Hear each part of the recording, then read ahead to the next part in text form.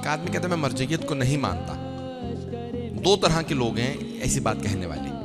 ایک جاہل قاصر ہے اور ایک ہے جاہل مقصر. اب اس کا ترجمہ آپ کر دیں گے یا میں سمجھا دیتا ہوں. جاہل قاصر جو جاہل ہو لیکن جانتا نہ ہو, سیکھنے کی صلاحیت نہ ہو, یا اس کو پتہ نہ ہو کہ میں نے کس بات کو رد کر دیا, کتنی اہمیت ہے, تو ایسا آدمی جاہل ہے, گنہگار ہے.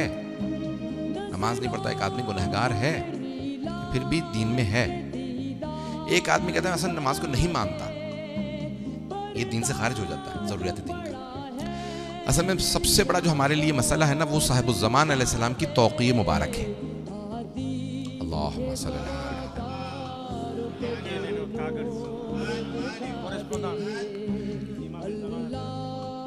توقیع یعنی امام کی کورسپونڈنس یا امام کا اپنے ہاتھ سے لکھنا. کسی نے خط لکھا, امام جواب لکھیے, اپنے دستخط کریں, کچھ کہیں.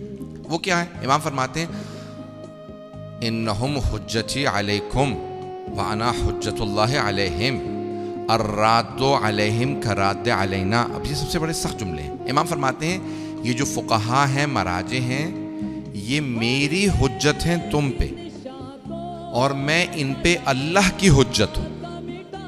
میں حجت اللہ ہوں, یہ میری حجت ہے.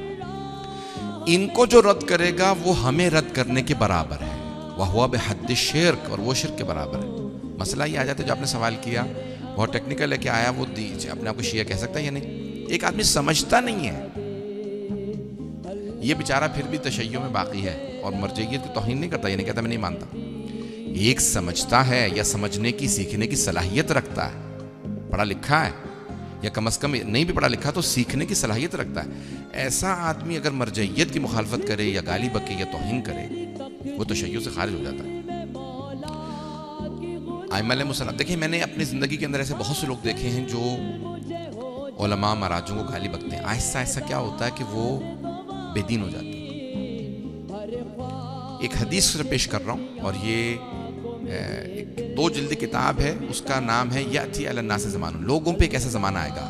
مرحوم سید محمود سرخی نے ساری وہ احادیث جمع کی ہیں جن میں رسول خدا اور ائمہ اہل بیت علیہ السلام نے پریڈکشنز کی, یعنی آئندہ کیا ہوگا کیا ہوگا کیا ہوگا. تو اس میں ہر جگہ پہ کہتے ہیں یأتی علی الناس زمان. جیسے نہج البلاغہ میں بھی ہے 2-3 حدیث ہیں, مجھے 2 تو ذہن میں ہیں, کہ لوگوں پہ ایک ایسا زمانہ آئے گا, دس ول ہیپن, ایسا ہو جائے گا.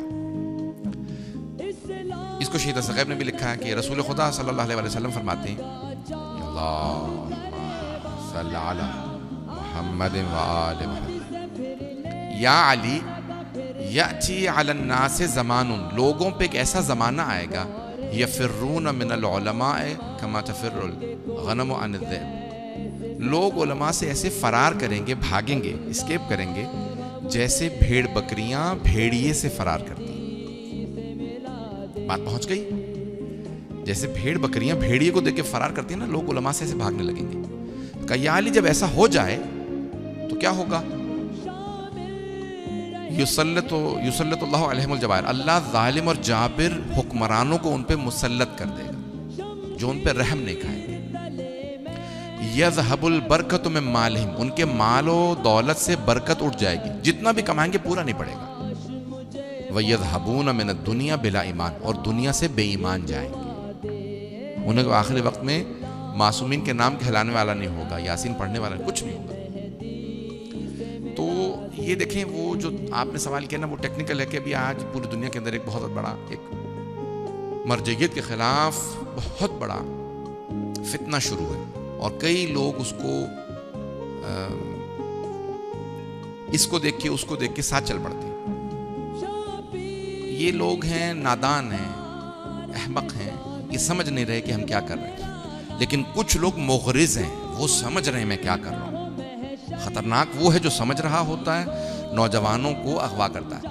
امام صادق فرماتے ہیں میری امت کے علماء پہ واجب ہے کہ وہ جیسے ایک چرواہا ہوتا ہے, شیپرڈ ہوتا ہے, شیپرڈ کیا کہتے ہیں, چرواہا جو بکریاں چراتا ہے, جو بکریاں چراتا ہے, سمجھ گئے نا سب.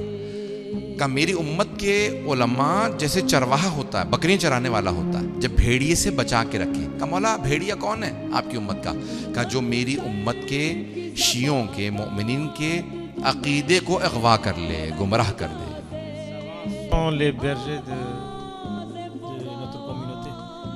C'est un pasteur qui کہ میری امت کے علماء جو ہیں وہ بچا کے رکھے ہیں تاکہ لوگ ان کے عقیدے خراب نہ کریں. تو یہ جو عقیدہ لوگوں کو گمراہ کرتے ہیں، لوگوں کو ہر چیز سے دور لے جاتے ہیں، وہ اصل میں ذمہ دار ہے. نوجوان تو بیچارے وہ سمجھ رہے ہوتے ہیں کہ یہ بھی ہمیں اچھے الفاظ میں پیش کر رہا ہے، اچھی طرح سے بات کر رہا ہے، تو وہ اس کے ساتھ چل پڑتے ہیں. تو ہمارے نوجوان اتنے بابصیرت ہوں، سمجھدار ہوں کہ ہر ایک کے پیچھے نہ چلیں، ہر ایک کے ساتھ نہ چلیں.